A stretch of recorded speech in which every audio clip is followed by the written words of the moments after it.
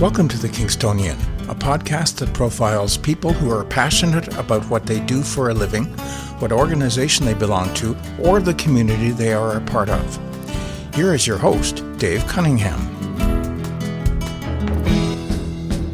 Thank you, Steve. Hello, everyone, and welcome.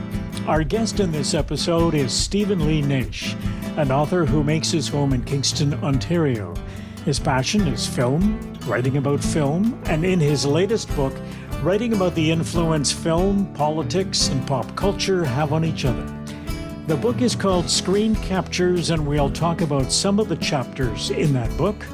We'll talk about his early days as a writer, and I'll get Stephen's perspective as an author on whether reading books is still a popular activity. Let's get started. Steve, welcome to the program. Thank you, Dave. It's a pleasure to speak to you. Before we begin, let's remind our audience that this episode is being recorded in mid-October 2022. So, I heard somewhere that you worked in a camera store way back when you lived in Leicester, the UK, and I'm wondering if writing was ever on your radar way back then. Yeah, so that's correct. When I was 16, I left school. I did my GCSEs and decided that I didn't really want to continue my studies and was encouraged to get a job, which was the mid-90s, and there was jobs plentiful back then. So I actually just pretty much walked into a full-time job at a camera shop, working as the sort of goods in, goods receiving person. And to answer your question about was writing or reading on my radar, well, no, at the time, not at all. I was a pretty avid reader as a kid, but as a teenager, not so much. And the only sort of things that I read back then were the music press. So NME, Melody Maker, Select Magazine, and things like that. And so when I decided that I was going to head back to school to study, when I was at the age of 18, I went to study media, journalism, and film with the intention of becoming or wanting to become a music journalist. And what happened was when I was there is that I got kind of exposed to film and filmmaking and being around my other sort of the other friends in class.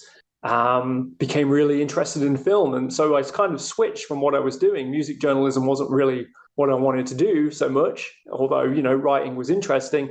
I wanted to do more practical work with film, and, film making and film editing was kind of my passion. So music was your first love, and I heard that you used some of the camera equipment that you became familiar with and went out and filmed some of the bands that were performing in your area when they came to town. So how did that evolve? Working in the camera shop, just by osmosis, I was kind of with all this camera equipment and editing equipment as well. Like, it wasn't software back then. It was actually like physical editing equipment. And so I just by handling it and seeing it every day, seeing what my colleagues were doing on the shop floor and how they were like demonstrating, I just became like knowledgeable about how a camera worked. And then when I went back to school, I kind of just had that knowledge straight up. So like filming and film editing was just not easy, but it was something that I was already familiar with. And so after I left, after I finished my studies, which was like a 3-year-long degree, I just sort of grabbed my cheapo camera and started going to concerts and the small venues around town, and just approaching bands and saying, hey, I've got this camera, I can film your performance tonight and I can edit it and I can send it to you, add one of your songs to it, and it can become like a piece of, film that you can use on your MySpace page or your website. And yeah, bands were just really open to it, and I was doing it for free. I mean, they'd probably buy me a drink or something like that, but that was really all I ever asked for. So around Leicester at that sort of time, mid sort of 2000 or early to mid 2000s, I kind of just became the go-to guy for filming people's performances and things like that. Yeah, so it was pretty fun. Any memorable sessions that you can recall when you were filming those bands in the clubs? Yeah, so as a small town Leicester lad, I came across and filmed a band called the Black Diamond Heavies, who were a Texan rock and roll band, very like larger than life. They're just a two-piece, but they make a big sound on stage. And yeah, I just remember just being blown away by that. Like, it was really my first exposure to like an American rock band live. And they just put on an amazing performance. They were so confident, and just, it felt like watching something from another world. They were they completely blew me away. And it was amazing to film that performance. And there was another kind of silly event that happened with a band called Her Name is Calla, who were a post-rock band from Leicester, very, very big deal at the time. And I gave them like the one piece of direction that I've only ever given anybody.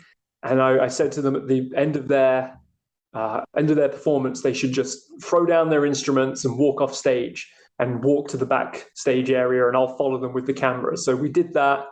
And then we got like halfway down the corridor, and then they sort of turned around and said, well, now we feel stupid because we've just got to go back on stage and go pick up our instruments again. So my one bit of direction looked great on film, and then they kind of had to sheepishly return to stage to pick up their instruments. So that was, that was a pretty funny performance, but it looked cool on film, you know, the band finishing their performance and throwing their instruments down and then walking off. But then there's obviously the very sort of human element of that, of sheepishly returning back to stage. Mm-hmm. So yeah, there are lots of good times though, lots of good memories. Now, you decided to go back to school after you finished the initial, didn't you? You studied journalism, and you went back to focus more on writing, correct? So in my mid to late 20s, I was getting like a little bit old and tired of sort of going out at like 11 p.m., filming bands until like 1 a.m. And, you know, I had a full-time job as well at the time. So I was like returning to work the next day, just, you know, tired. And, also, I guess, you know, I've been doing it for like 5 years and hadn't really made much headway. So I was kind of just at the end of that, and I wanted to focus on writing again. And so, I returned back to school in my mid to late 20s with the Open University in the UK, which is a by correspondence university. So it was good for writing. I studied politics with them. I studied creative writing, and I studied structured essay writing as well. So I did a number of courses with them. That was a really great experience. And so, that kind of led me into the writing that I do today, basically. So I've always kind of felt that the writing that I do has always been kind of fed by everything that I've done. So all the courses, or, you know, the education that I had, and then the practical stuff of actually going out and filming as well. I kind of feel like it's all fed in. Let's talk a little bit about connecting film to politics and pop culture. Where did that particular desire on your part come about? Well, it's an interesting thing because, like, throughout my sort of 20s, I was pretty apolitical. I wasn't really engaged much at all. And then from sort of 2008 onwards, really, I became a bit more politically aware. And I think the way that I see it is, you know, I'm not really I don't really do political analysis as such, but what I would like to do is look at politics through the lens of something else, so that I can make that connection to a wider kind of audience, I suppose. And film just seemed like the easy way in. You know, you can often find a filmmaker's ideology within their film. It can be buried pretty deeply, but it's usually there, and it's usually there to be found. And so I kind of just felt like film was the way to dig into it. And I also think that any art form, really, like music, is also a way to dig into politics. But it just kind of it made me sort of want to talk about politics in a much more broader sense and a much more entertaining sense as well. Everybody watches films, more or less, and you can watch a film for entertainment, and that's fine. But it's also cool to kind of acknowledge that film can shape you as well and shape your ideology if you kind of just go in and take a deeper look into it. So that's kind of what I sort of do with my writing, basically. That brings us to the book, and the book is called Screen Captures. And how would you describe the book itself in general terms? In general terms, actually, the book is a compilation of articles that have been written over the last 7 or 8 years. I think the earliest piece in there was from 2014. The most recent piece was as I was writing the book. So it's kind of like a compilation of everything that I've kind of put out in the last 7 to 8 years. But it's neat because it pulls a lot of sort of threads together of all of those items. I sometimes realize, and only at the end when I'm kind of stringing together, the book itself, that I'm kind of very interested in the very sort of human aspects of filmmaking, and that kind of comes together, I think, towards the end of the book with a chapter that's called The Slow Dissolve. And so in general terms, the book is a compilation of everything that's been kind of written in the last 7 to 8 years, and kind of just lays down all the ideas that I've kind of had about film and about politics and pop culture. So in the book, we talk about a lot of different movies. And I'm sort of curious, before we start dealing with a couple of different aspects of the book, is how much time do you spend watching movies, given the number of movies that are talked about in the book? Well, given so the book deals with a lot of movies, but one thing that I'm really aware of is it doesn't really deal with a lot of new movies. No. So I'm talking there's chapters on Star Wars, and there's chapters on movies about superheroes from 10 to 15 years, or from the last 10 to 15 years. I think the newest film that I talk about in there is a film called Mandy, which was Nicolas Cage movie from 2018. There's chapters on the American Pie franchise. So one thing that I was really aware of is I don't watch a lot of new movies, or that I do, but what happens is I have to absorb them somehow. I have to kind of live with them, and I've also got to kind of develop my ideas. We might talk about it, but the American Pie chapter is it's a singular chapter. It really is just about American Pie. But I realized that I watched that film franchise when I was a late teenager, and really that film, or those films from the franchise, didn't really develop into an idea until I was in my early 30s. Mm-hmm. So it's interesting. So yeah, I do spend a lot of time watching movies, but I spend more time thinking about movies from when I was much younger, and how over the course of years or decades, how that film changes and how that film makes different connections when you're a bit older, if that kind of makes sense. So I don't know, to answer your question, in a more general term, yeah, I pretty much watch a movie every night. But I'm not going to write about a movie every time I watch one. It's going to be something that I have to live with, something that I have to develop. When I was reading the book, and different movies would come up in the context of each chapter, and I'm going, okay, I've seen this movie, but let me try to remember certain aspects that you're talking about in the book. One of the things that I found interesting is that at the end of each chapter, you list all the movies you talked about in the preceding chapter, which I think is a good thing for people who want to go back and watch a particular movie. And instead of trying to look through the chapter to find the title, they're all included at the end. So you're looking at these movies, you're watching them, you're studying them. And I guess I'd be the kind of person that would watch a movie for entertainment purposes as opposed to studying what's in the movie itself. There may be the odd exception, but I don't know whether I'm in the majority of people who do it that way.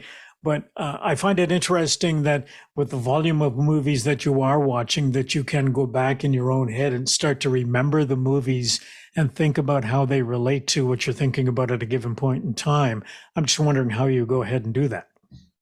Oh yeah, no, and I absolutely watch movies for entertainment as well. Like I think it's pretty boring if you sit down and only watch a movie so that you can potentially write a review about it or study it. Like it has to be an initial emotional connection. I think you've got to make, and usually that is just through sheer entertainment. So yeah, I do the same thing, absolutely. But the way that a film can change is it changes with how you change as well, like how you develop and your education, whether that's through actual like formal education or whether it's just self-education. That really makes a difference, I think. Now, we can't examine all the various chapters in the book, but I've picked a couple, and you've already mentioned the two that I picked coincidentally. Nicolas Cage is one of them, and I chose him because I've watched a few Nicolas Cage movies, and I'm wondering why you tended to put a focus on him. He's an extremely interesting actor, and not just actor, but also pop culture icon, or I suppose a pop culture ephemera. He's got so much surrounding him, and the last 10 years of his career have not been very kind to him in terms of he's just been pumping out movie after movie after movie. And a lot of those are not great quality. But Mandy was an experience, actually a local experience. I went to the screening room downtown with a couple of friends. It was, a late night showing. And I just had such a great time watching that film. And it was before the pandemic as well. And it had been a while since I'd been in a movie theater with not a large group of people, but a relatively small group of people. It's the screening room. It's not huge. It wasn't sold out. For those people who don't live in Kingston, describe the screening room. Oh yeah, the screening room is an independent movie house downtown, right downtown in Kingston. It has 3 screens. They tend to show the kind of more smaller art house movies, and they have amazing popcorn as well. Yeah, and it's run by very passionate people, and it's a beautiful place. And I wish I could go more than I do. But yeah, so that's the screening room. So every city more or less has that small independent cinema that is still going strong. And yeah, the screening room is Kingston's. But yeah, so Mandy was that experience that I had of people just in the audience together. As kind of like a collective, we were just laughing and whooping along, and it just really sort of made me realize that like Nick Cage has had a rough decade, but man, he can still pull it out of the bag. So with that chapter, I connected Mandy to also a book that had been written about Nicolas Cage a few years ago called National Treasure, and that person who wrote that book, Lindsay Gibb is her name. She had the similar idea to me, basically, that Nick Cage was just a really interesting person to kind of focus on. And the last few years has seen more people kind of develop that idea as well. There was a book very recently published called The Age of Cage, which tracks his career alongside the sort of film industry and the changes within the film industry.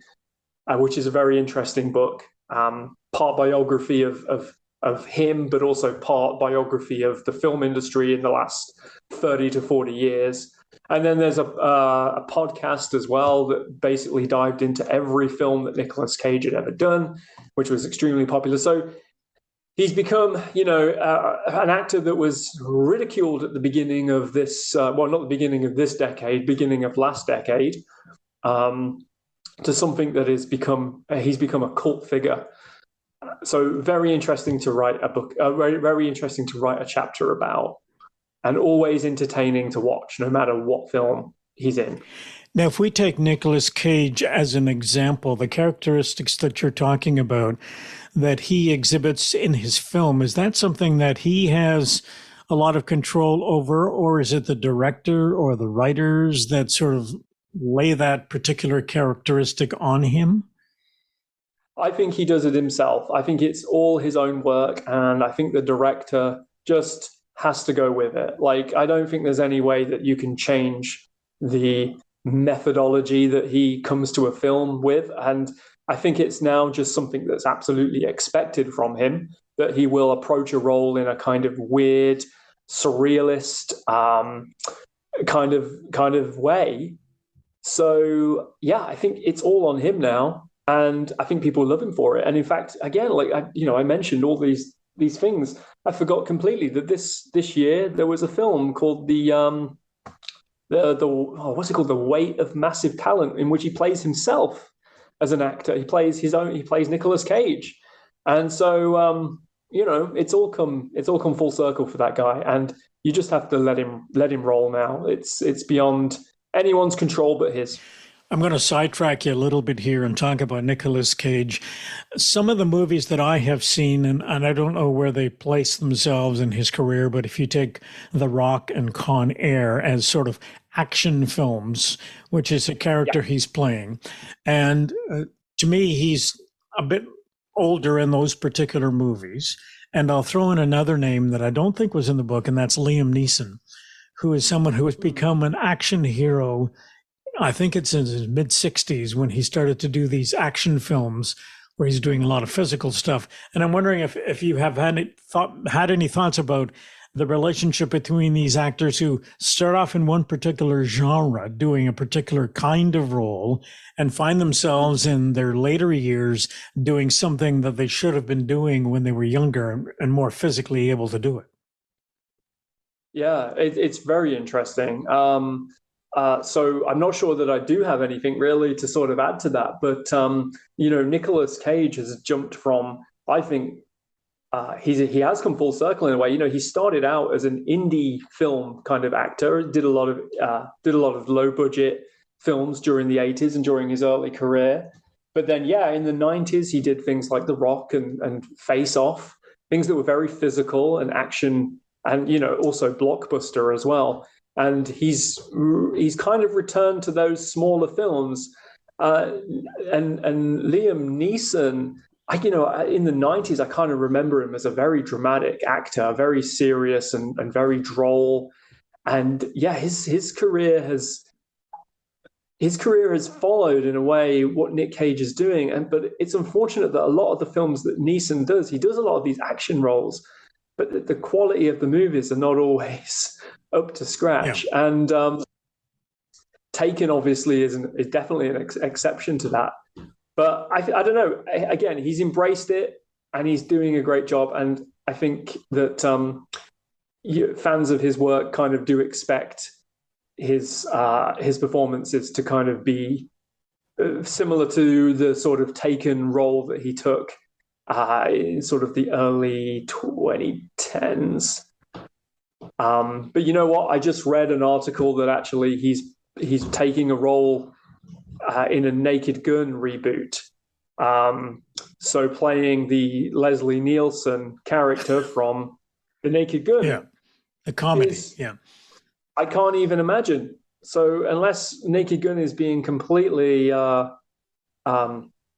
rewritten as some sort of action comedy, like, I don't know, like a film like The Other Guys or something like that. It's going to be very interesting to see him in a role like that. So I don't know, I feel like both of those actors, they try to test themselves as much as possible.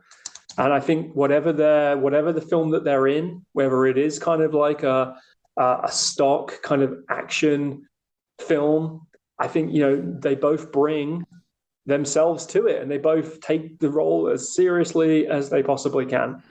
And I think that comes across in their performances as well. Let's go to another chapter. This one is Star Wars. And I read the chapter, and I've seen a lot of the Star Wars movies, but not all of them. And I was struggling to remember the titles in reference to which movie I've seen and not seen. But you make a point of discussing how the Star Wars franchise has changed a little bit after it was absorbed by Disney. So can you talk a little bit about that? Yeah, so that chapter is kind of a very epic chapter. It's probably one of the biggest pieces of writing within the book, and it focuses very much on the last three movies that were brought out by Disney, and I think some of the biggest differences that I can sort of pull apart from the previous trilogies that George Lucas was mainly a part of. So when Disney brought the Star Wars franchise, they jettisoned George Lucas from the deal, basically. Although, George Lucas handed it over for $4 billion. So, I'm sure he's not worrying too much. But, they basically jettisoned his vision of how the films should have been.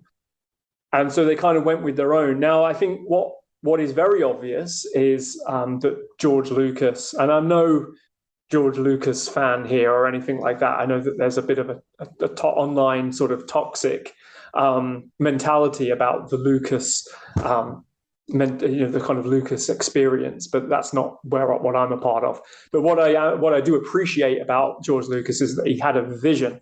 He had a vision from beginning to end. So he knew how the films were going to pan out. Even in the original trilogy from the 70s and 80s, in which he didn't direct all the films, but he had the story, and he had the vision to bring it all together and wrap it all up. And the same with the prequel trilogy. No matter what you kind of say about the editing decisions or casting decisions of those films, he had a goal the whole time, and a very structured vision. When Disney purchased Star Wars and said that they were going to do a new trilogy, they had really no vision at all. They just were like, okay, we're going to make this film, and then another director's going to come along and make their film, and then another director's going to come along and make their film, and then we'll just tie it all together. And that basically didn't happen. So you had the first film, which was The Force Awakens, which is a great little Star Wars film. It's fine just as it is. And then you had this kind of film called The Last Jedi, which was the sequel and the middle film in the trilogy, which had a different director and a very different presentation and a very different vision. And then the last film basically was a reaction to both of those films, in that it had to rush to do everything and tie not just the trilogy up, but an entire 9-film franchise. And it just failed. Basically, it didn't work. And it was because you had nobody in the driving seat. And that's one of the things that I can sort of really pull from that. That's not really an original thought, but it is, I think it's mostly the consensus on that one. And the other thing is as well, George Lucas took his time. So, he made 3 films in the 70s and 80s. They came out 3 years apart. He was working on it years before. And, again, he just had that sort of overreaching structure. And then he took a decade and a half off from Star Wars and made the next 3 films, or the prequel trilogy, in the 90s and in the 2000s. And again, they were 3 years apart, and he just took his time. And again, he started writing those films in 1994, and the first one came out in 1999. So it was very relaxed kind of approach. I think what Disney did was accelerate everything. So, the films came out every 2 years. The hype was already building as the previous film left the movie theater. And, with Disney doing what they do, they put out other films as well, in between. So you had a film called Rogue One, which was a great film. I'm not complaining about the quality of these films. They're great. It's great to see Star Wars on a big screen or on the TV or whatever. And then in between Last Jedi and the last film, Rise of Skywalker, they had another film called Solo, and they had some cartoons and things like that. So it was just a very, very intense moment of content. So that's the biggest things that I can pull out of that, is that it just felt like everything was rushed and nothing was really thought about and contemplated. And that feels like that feels like cinema right now. Yeah. That just feels like what's happening in cinema right now. Everything is just pushed out as quick as possible. It's artistically very good films, but also you feel like they're rushed, and there is a cost to that as well, because you get special effects technicians burning out because they can't perform as much as these films are being pumped out. So that's the discussion. Now, in a general sense, do fans have much of an impact on filmmaking, given the popularity of social media?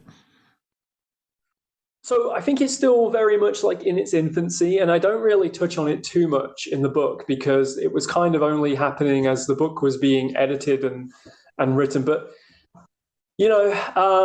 the last couple of years, there's been online campaigns to release certain cuts of films. So a filmmaker called Zack Snyder began direction on a film for the DC series of Justice League, and he had to step down actually, and another director took over, and that was the film that was released to cinema, and it was the Justice League movie. And then a few years later, rumors started sort of flying around that the original director Zack Snyder had his own cut of that film, and it was his own vision. And so there was this very prominent online campaign to get the Snyder cut released, and it happened. It happened late last year or earlier this year. I can't quite remember. And a lot of fans were really happy about that, even though it's not an official movie within sort of like the DC canon. But like they made it happen, these fans. Mm-hmm. So I'm not sure like how much more it can do, but it made Warner Brothers Studios spend an incredible amount of money to just release this one cut of a film that fans wanted to see. I mean, they spent as much money as they probably would have done making the film in the first place, Yeah. So that's pretty impressive, even though there are elements of that which are questionable and slightly toxic as well. It did happen, and so it has kind of shown fans that, or it showed audiences that they do have like some power, and audiences have always had power anyway. I mean, filmmaking isn't a democracy when it's actually occurring, but films fall by the wayside, or they're successful based on audience participation, right, by actually going to the movies. So, we have our democratic right to go and see a movie right there. So, but like you say, social media is in its infancy as it relates to film, but I guess it's one way for the studios to get some feedback, and I'm sure that there will be ways that fans will use going forward to get their message across. One of the things I thought I would just ask, because I remember reading a little bit about it in your book, that's the delivery of films, right? So for the longest time, if you wanted to see a film, you had to go to a theater, and then they showed up on television, and then they showed up on DVDs, and then they're available now for streaming. What sort of impact does that have on films in general, the way that they are delivered? Yeah, I think it kind of goes back to the kind of democratization of how we can view films. I mean, one example, again, it's briefly mentioned in the book, but is the a local connection, which is the Kingston Canadian Film Festival, which happens annually every year here in Kingston. And a few years ago, obviously, before the pandemic, you would have to attend. You'd have to attend physically and watch the film, probably at the screening room again. And that was how those films happened. And they were always very much smaller films that don't get a lot of distribution around the country and around the world. So great opportunity. But then the pandemic kind of happened. And the first year, I think the festival actually was strictly online. And then over the course of the last couple of years, it's been hybrid. And a lot of film festivals have gone that way. So in other words, you can attend on the night, or you can buy a ticket and buy an online ticket, I suppose, and watch the film at your leisure at home. Mm-hmm. And that's fantastic. So the last year or the year before, they had audiences from, I think I'm getting this right when they say they had an audience member from London, Ontario and London, England. So, that's such a wide variety of people that can watch these films now. So I think it's really great. Obviously, there are times when you have to attend a movie theater because the film just kind of demands that you must. Yeah. But film festival films tend to be much smaller, tend to be much more personable, and so it's fine to watch them by yourself. But sometimes a film just has to be sort of watched within the context of a movie theater, a big one too, with lots of people and lots of good popcorn. Yeah, exactly. Sure. Yeah. Given the number of movies that you've watched and written about, have you ever thought about writing your own screenplay? Oh, yeah. So I definitely have. And in fact, actually, my first sort of dabble with writing as a late teenager was screenplays. So that, yes, absolutely has occurred to me to maybe go back and see those again. And to try again, it's quite an engaging writing ritual, because it's not so much creative writing, it's very structured. Writing a screenplay requires you to actually know how a screenplay is laid out, and it has to be that way. There's no, with other creative forms of writing, there's no sort of getting out of the structure that you must follow as a screenplay writing. So yeah, absolutely. Like I have considered that. It's on the radar, like sometime in the future. I want to switch topics a little bit and talk about reading, and whether it is something that people are still doing the same way they've done it in years past, or is the influence of all the media that's out there now have had an influence, or has had an influence on people's desire to sit down and read a book. And I wonder if you have had any thoughts about that as a writer. Yeah, absolutely. So, I mean, my day job actually is I work for a library system. So I'm well aware that people are still very, very much engaged with reading books physically.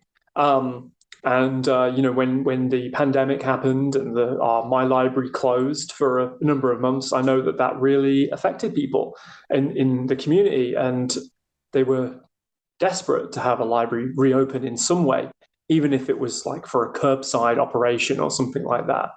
But it also pushed people into doing what they kind of never thought that they would, and that's using online applications like Cloud Library or Overdrive to read ebooks. Mm-hmm. So in some respects, it kind of made people think, well, I've got to change the way that I read, because the library's not open right now. I need to take my mind off what's going on in the world, and so that need is still there.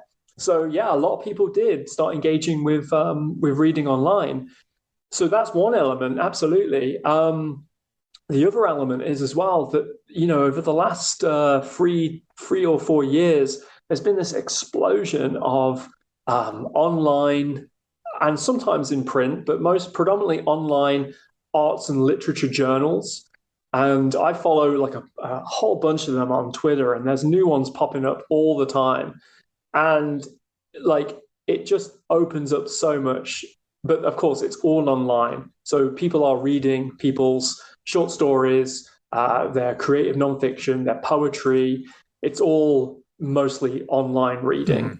So yeah, like, that has exploded in the last 3 to 4 years, and definitely since the pandemic began.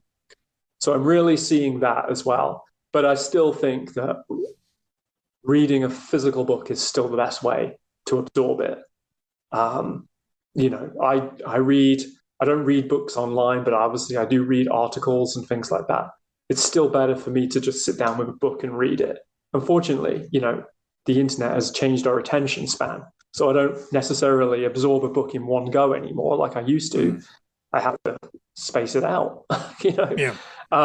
That's sad a little, but it's just the nature of it. Yeah. What about things like Kobo and Kindle and the physical book, but it's on one particular device as opposed to physically flipping pages?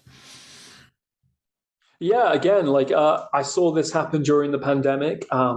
People that I know who read physical books purchased Kindles and Kobos and other kind of e-readers. And I think it makes the experience a lot better to read it that way because although it physically doesn't feel like a book, the sort of interface that you're using is very book-like.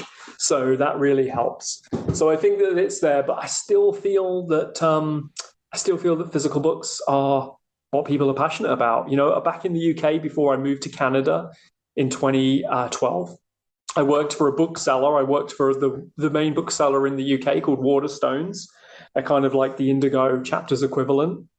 And that was kind of at the very beginning of e-readers. And we sold e-readers and we sold e-books. But I know that within a couple of years, Waterstones just stopped. They were like, this is not making us any money. The customer base is not that passionate about it. They're still passionate about physical books. So, just from following Waterstones and, still being in touch with some of my ex-colleagues, I just know that they gave up on it. So, that's kind of interesting. Mm-hmm. On a personal note, I'm of an older generation than you are, and I noticed myself getting a little forgetful and not being able to grab onto certain words at given points in time. So when I was talking to my physician about it, I said, what's the remedy for that? And he says, reading is the remedy. And for a guy who rarely reads books, meaning me, that was sort of a light bulb that went off. And it just was coincident with me sitting down to start to read your book. And so, that's something that you may want to put in the back of your mind in terms of encouraging people who are of a senior citizen age who may be having some issues with remembering things, that the cure for that, or at least the treatment for that, is to read more books to get their vocabulary up. And just, it's an exercise that's worth continuing. Absolutely. Yeah. And then, one of the things that I always try and do is screen captures is possibly my thickest book, but it's still pretty slim. I always try and make my books physically very slim. 30 to 35,000 words is my average. This one is 75. It's a bigger book, but it's still but it's digestible because of the chapter sizes and things like that. I think that that's really important. I'm not into the sort of, I can't read them myself. There are books that are 700 pages or something like that. I don't have that ability. I don't have that time. So I appreciate books that are engaging, have a lot of ideas, but are super slim. So I try and stick to that as best I can. That's something we haven't talked about, is the time that people have to allocate to sit down and read a book. Given how busy they are, if you are in a situation where you have young kids hanging around the house, you don't always have a lot of time to sit down and read a book. And other people have other activities. Question for you, are you working on something right now that's coming out in the near future? Maybe not coming out in the near future, no. But I have a book that I'm working on right now, and it's more or less finished, and we're just in the editing process, and I'm working with an editor. So it's for a series of books called Filmmakers and Their Soundtracks, which is published by Routledge.